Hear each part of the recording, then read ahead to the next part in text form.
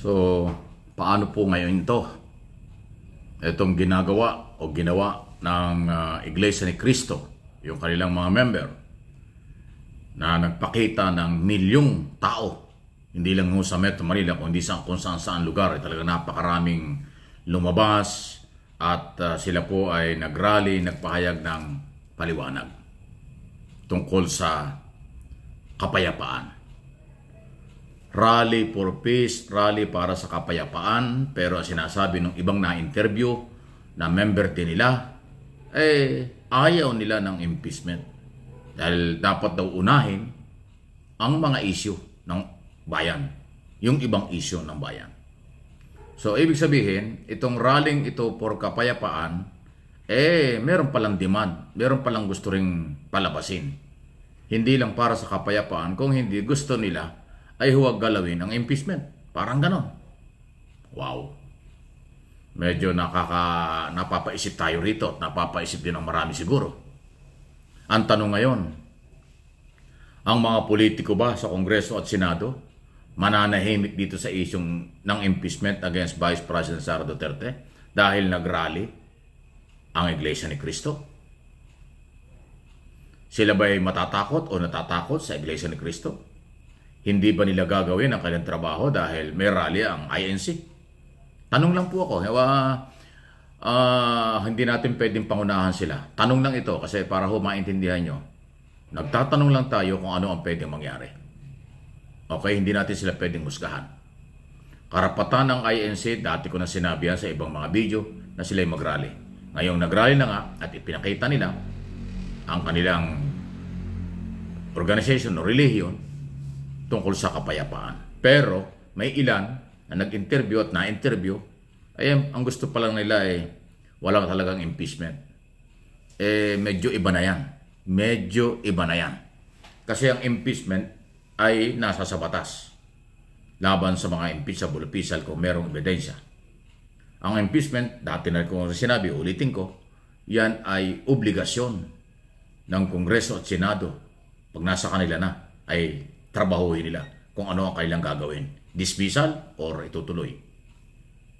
Ang trabaho ng Senado, pag nagkaroon ng impeachment trial, magta-trial sila. Hihiring. Ang trabaho ng Kongreso, dahil tinanggap na yung 3 article of impeachment na reklamo, dapat hindi yan nakakahon. Dapat yan ay inaasikaso. Yan ang tanong natin ngayon. Anong gagawin ng Kongreso? Mananahimik ba sila? Pag hindi sila gumalaw at nanahimik, labag yan sa saligang batas. Pagka naman ginalaw yan at tinuusod nila, baka iba ang sabihin ng mga membro ng Iglesia ni Cristo. Pero paano yung ibang relihiyon na complainant like civil society?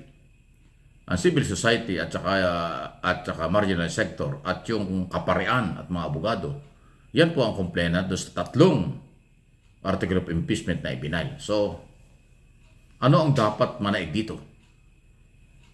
Ang kagustuhan ba ng INC? O ang kagustuhan ng mga nagrereklamo ng impeachment? O ang batas, ang 1987 Constitution, na sinasabi diyan na ang impeachment ay legal, naayon sa batas, laban sa mga impeachable official kung merong mga magrereklamo o mga ebidensya. Yung proseso ay nagsisimula pa lang. Pero kung hindi ito gagalawin ng mga politiko dahil natakot sa Iglesia ni Cristo, rally, o meron silang ibang pinanghugutan, ay palagay ko may problema ron.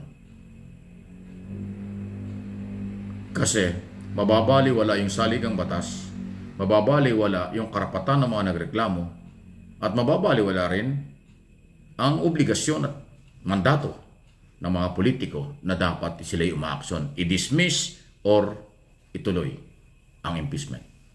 Huwag naman ho sana magkalituhan dito. Ako'y nagpapaliwanag lang at pinaparating ko sa inyo kung ano yung obligasyon na magkabilang panig. May obligasyon ng mamamayan na magreklamo dahil nasa batas ang impeachment.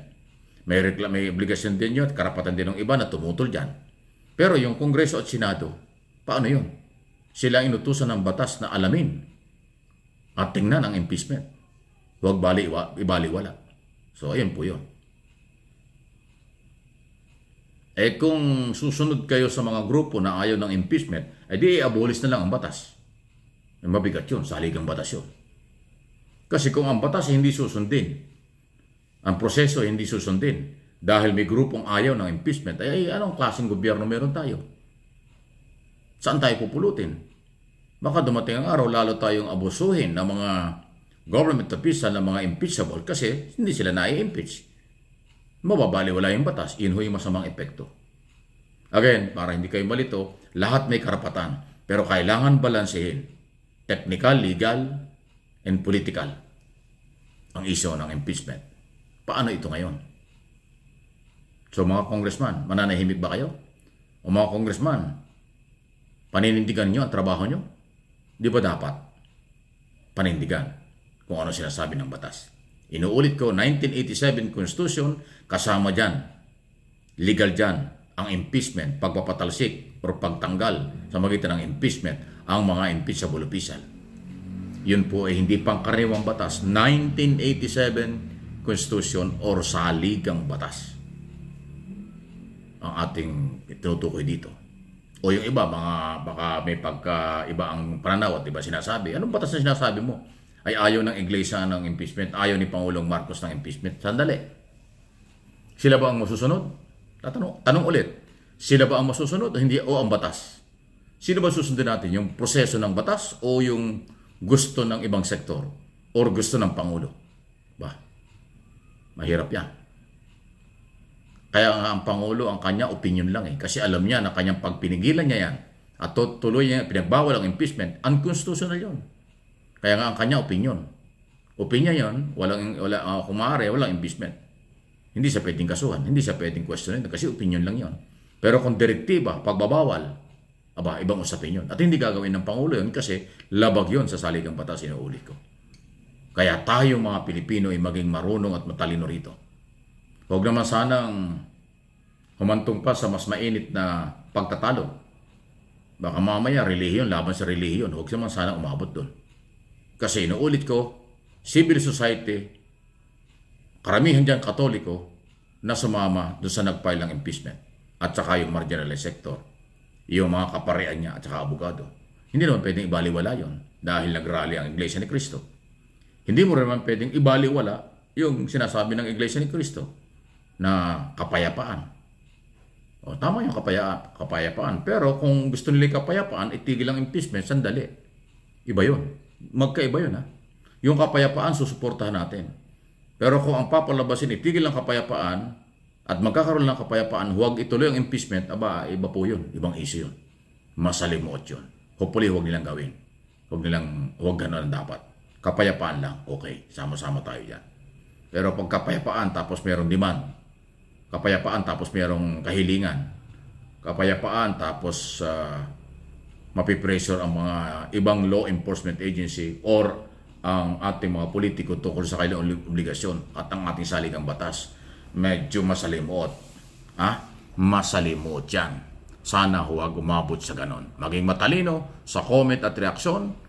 Saka na muna ang kampihan. Ibukas ang kaisipan. Ano ang tama? Batas? No one is above the law.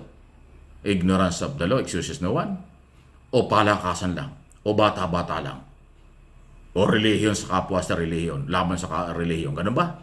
Huwag naman sana ganon. Rule of law ang tamang proseso.